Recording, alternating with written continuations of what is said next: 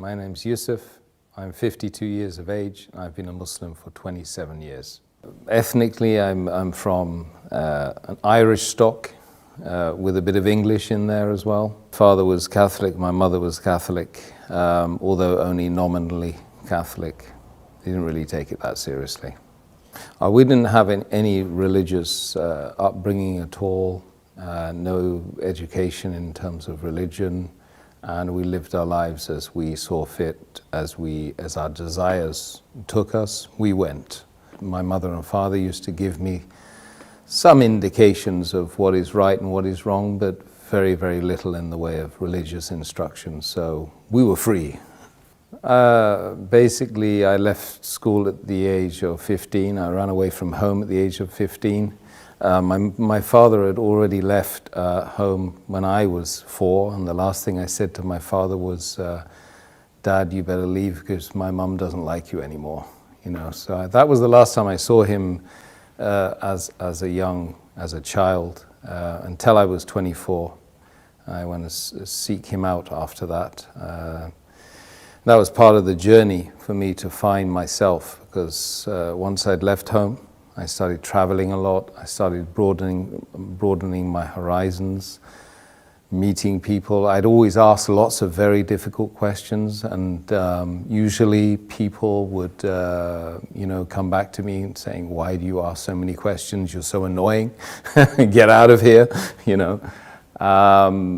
But I kept asking questions because my idea was that I'm on this amazing journey with thousands of people around me, millions of people around me, and I should be asking them, like they should be asking me, what's it all about? Where's this journey taking us? You know, has someone got a roadmap? You know, where's the sat nav? You know, so yeah, I mean, I spent years and years and years asking and traveling and asking again. And I naturally, when I read books on philosophy or religions or the purpose of life, so I started to seek out those people that were writing those books. So I met the Christians, I met the Jews, I met the Buddhists, I met the Hindus, I met everyone apart from Muslims, by the way, because I didn't even know what Muslim was or Islam was at all at that time. I asked the Christian at least once or twice, and they said they didn't know who God was. I met some Hindu worshippers, and they weren't able to answer the simple questions about what the purpose of life was in a very, very simple, easy, understandable, digestible way. So I left them. I met the Buddhists, and I started doing Buddhist meditation for at least 3 months. I was doing, and it made me feel good, you know. So I didn't leave off the Buddhist meditation, but I asked the question. I popped the question one day, and I said to one of the guys who happened to be he happened to be white, Buddhist as well. I asked him, "What's the purpose of life?" So he was stirring his herbal tea at the time, and he got round 15 rounds of stirring, and they tried to answer the question. He said, "To contemplate the supreme nothingness." So I said, "I'm confused." Confused.com. And he's tried to justify why he had evidently mentioned a contradiction in terms. By any stretch of the imagination, it's difficult to imagine something that's supreme and yet absolutely nothing. So he tried to give me the Golden Sutras, and I started reading that, and I couldn't understand it. I didn't think I was a shallow individual who couldn't understand things, because I'd been reading a lot. I've been reading Tolstoy and Dostoevsky, Russian authors, and very complex materials in order to try and find the purpose of life, not to try and be big and intelligent, you know. And so this book I couldn't understand. So I said, it can't be the truth, because the truth has to be easily understood by most of the people, if not all the people. So I left that. But I continued doing my Buddhist meditation. So I started looking into the Chinese philosophies, started doing martial arts, I started doing Tai Chi. I did Tai Chi for 3 years. And I was still reading and every ism and every schism and every possible thing which would help me to try and find me, Tim, who am I, you know. And it was a big struggle, massive struggle. So I went off and I was told that, you know, the top 5% of the world, they go to university. I got to Sussex University, studying politics and third world development, because that seemed really interesting to me. But it wasn't the paper, it wasn't the subject, it was the fact I was going there with this top 5% of the world sitting with me. So I got there and I was mortally disappointed, because most of them were just out to get drunk and have a hedonistic lifestyle whilst they were away from their family for the first time in their lives. You know. So I was there in the university, and I was pushing, prodding, poking everyone again and again and again, trying to find out what this life is, you know. And 99% of the people just don't want to talk about it. This is what I found. You've got to find the 1%. And when you find the 1%, you don't want to leave them, you know. One day, I had a particular female friend that was told me not to bother calling her the day after, you know. So I went to the Islamic Society because I was so confused, and I had a real bust up with her and a fallout with her and an argument, and wanted to know why she kicked me out, because she said as she was kicking me out, it's something to do with my religion. I happened to know she was a Muslim. So after all of these millions of questions and unanswered questions at that, you know, what led me to this faith was an argument about her religion, which she claimed to be following. So anyway, knocked on the door of the Islamic Society, and I found this Iraqi guy with his headscarf and a smile as well, kind of a nice smile, and I said, look, I've got a problem with my girlfriend. So he said, you got a problem with your girlfriend? He said, why? I said, well, she's Muslim, and she just told me that she didn't want to, you know, me to come today. So I want to know why. So he's kind of said, well, look, best thing I can do is give you these. Give me a pile of books. And he said, read all these. So I did for 2 weeks. I just read and read and read and read. I read about how to purify yourself as a Muslim, how to have a bath as a Muslim, how to pray as a Muslim, what's the history of Islam. I started reading some of the chapters, small chapters of the book, which they claimed was, sent from God. And slowly but surely, the answers started popping up. Just miraculously from this incident. Then I discovered, of course, that the month was Ramadan. So then I started to learn that these guys were fasting, you know, for 30 days. Not continuously, of course, but they were fasting the daylight hours of this month. And this month was about the coming of this book which I'd been reading, the Quran. And it was a revelation to me at the time as well, because of course I never knew Islam, Muslims. That was the first time I heard about Islam, but I never ever knew that Islam was a way that white Catholic people like me growing up in Britain could possibly accept. I thought it was a religion for brown people and ethnics, So I slowly but surely started getting the answers to the questions that I had been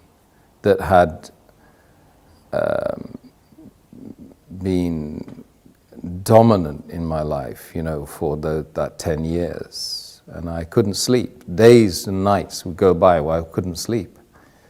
There were moments when, I just think, what's the point of this life without knowing, without having any certainty about a direction, about a purpose? What's the point? I mean, would anyone go on a journey without knowing the destination, the purpose? Absolutely not. This is plaguing me every day. I would be looking at the stars, and I would be literally crying every night, crying myself to sleep, because you're tiny, and this is huge, and this has a game plan. This is more than just a mere coincidence, a mere happening, that's something that's just happened out of nothing. This is by design. And you have to find the purpose. So you come across this book which answers all of the questions. You don't like what you read. Some of it you don't like. But it's kind of good for you, right? You realize it's good for you. And it was probably the third week of Ramadan then. I was reading that, and I was watching these guys. They were fasting and they were praying in that place 5 times a day in that center. And I would join them and I would be doing the prayers with them, but I couldn't really know what was going on, but it felt right. And one day I woke up and I said, look, I'm going to fast today, because the fasting is the thing that really seemed to be very attractive, and it was a challenge for me, and I thought it might help me in the journey. So I prayed. I started fasting that day, and it was like somebody had removed the blindfold. They'd unlocked the door. They'd removed the earmuffs, and I was able to think clearly. And just that moment, on that day, on that time, was the moment when I found Islam. Because, when you're fasting sincerely to find the one that created everyone here and everyone out there and everyone that's going to be created later on, after we go and we leave this planet and leave this journey, is the ultimate sacrifice, when you give off your food and give away the luxuries that you have and the water, and you do it sincerely, seeking the face of the one that created you, is the moment when you found yourself, So that was that day. That was the day, and I hadn't taken what was called the Shahada, or the declaration of faith, because I thought, well, God knows me better, so why would I bother, Anyway, I went on right until the end of Ramadan, and one night I was just super aware of myself, of being like needing to get rid of the past and start something new. It just felt like that. So the whole night I was just like, I was making this ritual ablution, watching, because I was reading it all the time in the books I had with me, and trying to get rid of something that was in the past. And then in the morning, very early in the morning, I just walked. I went up and I started looking for a mosque. I went into a mosque. I got to the top of the stairs and the guy grabbed hold of me and said, look, what's going on? What are you here for? Can we help you? I said, yeah, I've just come to embrace Islam. He said, well, we don't know you. I mean, we've never seen you. What do you know about Islam? I said, I've been reading about Islam for the last 2-3 weeks, in fact, and I've been fasting as well. So they were quite surprised, and they said, well, have you washed? I said, I've been washing the whole night, man. I made the declaration of faith. And then I kind of got hugged by 300 men, you know, and I'd never been hugged by a guy before. Not even my father, I don't think. I remember feeling that it really was a very amazing moment, and it was unlikely that I would feel that way again. That feeling of elation, the feeling of actually I felt very relieved, because imagine spending 10 years searching and searching for something which you don't even know what that is. It's not like you go on, you search for something, right, which you know, and you pretty much know where you drop that thing. So you've got a very small area that you can check, you know, from home to work, back to school. Yeah, I can retrace the journey. But with something like the purpose of human existence, in a sea of 8 billion people, with millions and millions of potential miles you need to travel, and that took me 10 years. I was 25 or 26 by the time I embraced Islam, and so the feeling was amazing. It was something which is groundbreaking. And then, of course, ever since, you know, we got all the challenges of being a person who does claim to believe in God. So I didn't really have any concerns about, you know, taking that plunge and becoming a Muslim, because I was doing it sincerely to try, and if I didn't do it, what was I going to do instead? I would, you know, I was destined to fail, to literally become an alcoholic, or to be a person that would just live their life as a hermit. Literally, that's the way I was thinking at the time before I embraced Islam. So I didn't really have any hang-ups about accepting something that was going to really, truly speaking, help me here. It doesn't matter, the external didn't matter to me. At that point, I would do anything to find the truth. And there's a lot of people out there like that in this world. I've met lots of them. And they genuinely good people. You know, they have that feeling in their heart. They really want to spit it out. But really, there's nothing to be fearful of. Rather, that you should be fearful of the fact that you're not being sincere to yourself, true to yourself. That creates mental conditions. There's a lot of people that have psychosis and mental issues because they're not true to themselves. What their heart and their soul is telling them, they're not doing that. And this is, you know, we call it hypocrisy. We mustn't be hypocrites. A community of Muslims practicing the faith of Islam is a family that most people don't have.